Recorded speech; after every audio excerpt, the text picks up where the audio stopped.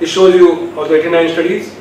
Now I am going to present to you something more, that homeopathy has recently given a scientific evidence, because people were extremely confused that in a dilution beyond supra-Avogadro number, that is more than 1 molecule per ml, how can you have any effort? But then this work is done in IIT Bombay, and I am just presenting.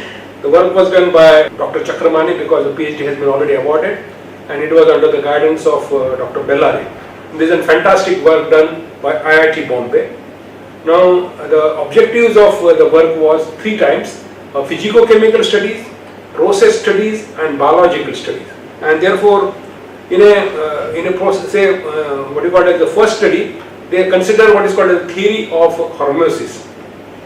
Now hormesis is a phenomenon by which biphasic dose response of homeopathic medicine is there, where low drug doses have stimulated response and high drug doses have inhibited response. Slide please. So what they did is in the 3 particular pattern: physico-chemical property, manufacturing process, and biological studies. So the 3 separate studies. Now this particular thesis had been referred to me as a PhD examiner, and I had an opportunity to evaluate. I think it was one of the wonderful things that happened, that I went into details because I am concerned about homeopathy, and therefore we went into detail and analyzed them. So the first thing is physico-chemical studies. So the question was, do extreme homeopathic dilutions have physical basis? Slide please. So at these dilutions, which are supra-Avogadro, they use tools like transmission electron microscopy, atomic emission spectroscopy, and inductively coupled plasma atomic emission spectroscopy. So TEM, S, and ICPIS. So these studies were done, and this whole thing is been published. It was published in Homeopathy in 2010 under Chakramani et al. And I am giving you the clue. Now that whole thing was so much appreciated that this particular paper attracted editorial attention, and therefore there was an editorial in Homeopathy in 2010. And what you see now is, now slide please. Now this slide shows you determination of presence of identity of nanoparticles by TEM and ED, and then zinc met at 30 C dilution was still shown in that molecule. And then next slide please. Zinc met at 200 C, it is still shown inside, and zinc met at 30 C also shown. So these are the 3 slides of 200 C to WSI. So the question is, by these very advanced methods, the Chakramani and his group were able to show that the molecules exist, and what you call as is beyond supra-Avogadro dilation, that still those molecules exist. Then they did say crystallite size determination by dark field TM. Slide please. Where zinc met 30 C and 200 C were shown, and in there also the size was determined by a dark field TM. Then estimation of starting materials by ICPS, another method. So this all showed that by these advanced methods, even in the supra-Avogadro dilution, the molecules are present. That means homeopathic material, which people say doesn't exist, still exists. Slide please. Now the next thing was they conducted a process study. So how are the particles of the starting metals retained through the enormous serial dilutions? So this was the research question. And in a manufacturing process, nanoparticles can be concentrated on the liquid surface in the same traditional froth flotation method. Now in a froth flotation method, it's an methodology used in say geology or in ore manufacturing, where in a liquid they inject air and the froth is created, and then the froth, that whole metal goes up. Now same method was used here, and now this was published in Langmuir. Now this time Chakramani and his group thought that it should be published in a contemporary journal. Therefore they published this in mainstream journal. And therefore you can see the slide please, the high-speed video snapshots of succession where all these froth atoms are seen. Now the first slide shows you the bottom surface, slide please, and then the high-speed video snapshots of top surface. Now here in the top surface, even at the supra-Avogadro dilution, because of the froth flotation technique, the molecules are still seen, and therefore we are able to find out estimation of AU-NP concentration in top and mid layer by ICP-MS. And therefore the difference was there. That means all these molecules were coming to the froth and therefore getting concentrated. So which is another evidence of presence of these metal in that solution. Now this shows you, slide please, overall schematic representation of particle retention hypothesis. And the same thing about the A shows lactose titration, B dispersion of mixture in 90% ethanol, C succession process generating air bubbles. You can see those air bubbles inside, and D a phase of process where mechanism and nanobubbles are seen, and you can see in the slide all those bubbles are containing those nanoparticles. Same thing continues, and then all those interaction of air bubble with the nanoparticles, then levitation of nanoparticle with air bubble, and implosion of bubble at the liquid surface. So to conclude, all these supra-Avogadro dilutions they did in gold, copper, slide please, tin, zinc, silver and platinum, and therefore in that froth flotation technique they were able to see that the molecules still exist. Other thing they did was a biological study that do the extremely minuscule concentration of say few picogram per ml have any biological activity. Now this is not published, but I had an advantage because I had the opportunity of evaluating as a PhD, and I requested Dr. Bellari to say give it us. That's why we are showing it to you. Then there are two types. Biological study in HepG2.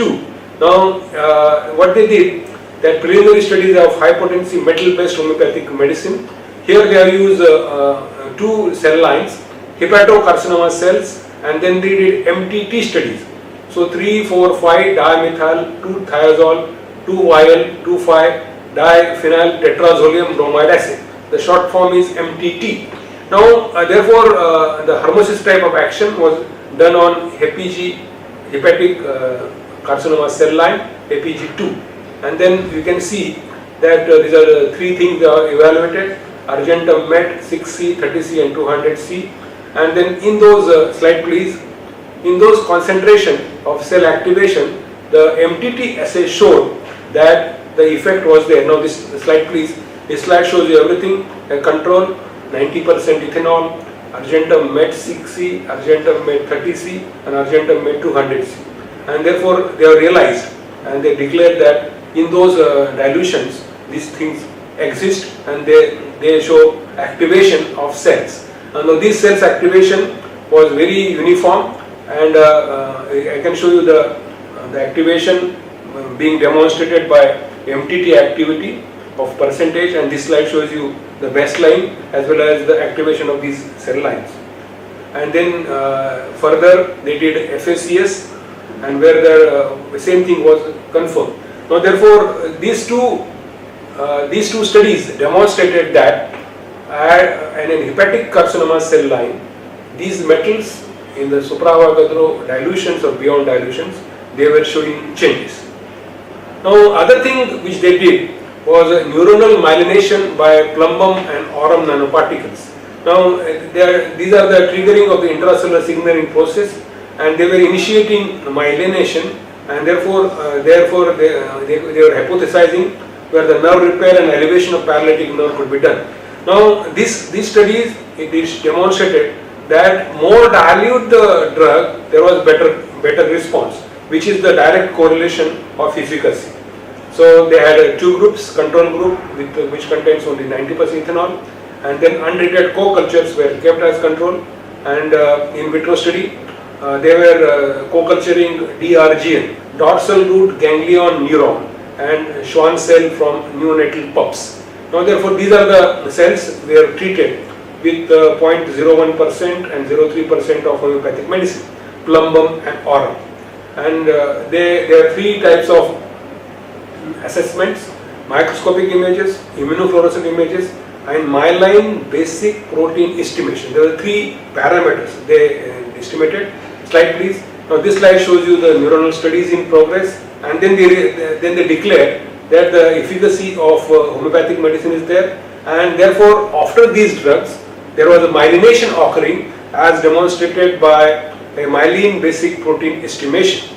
I think these two studies, they demonstrated the plumbum and aurum which works in these conditions. Now plumbum met has been beneficially used for peripheral neuropathy, cramps in calves, twitching, trembling, single muscle paralysis, condition associated with severe myelination and paralysis. So the point of contest is these plumbum and aurum both could be used in a peripheral neuropathy, especially diabetic neuropathy.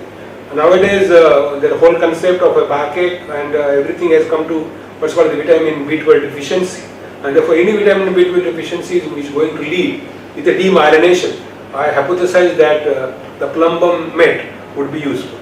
So these are the two studies which demonstrated that the physiologically there is the effect of these drugs. So slide please. In conclusion, there were three different types of studies. Physicochemical studies as confirmed by TEM, ED and say ICP-IS. Despite of enormous dilutions, the nanoparticles of starting material were retained through serial dilution. That was the first study. Second study, the process study. The nanopathic particle was facilitated by a froth generated during the manufacturing process of the homeopathic remedies.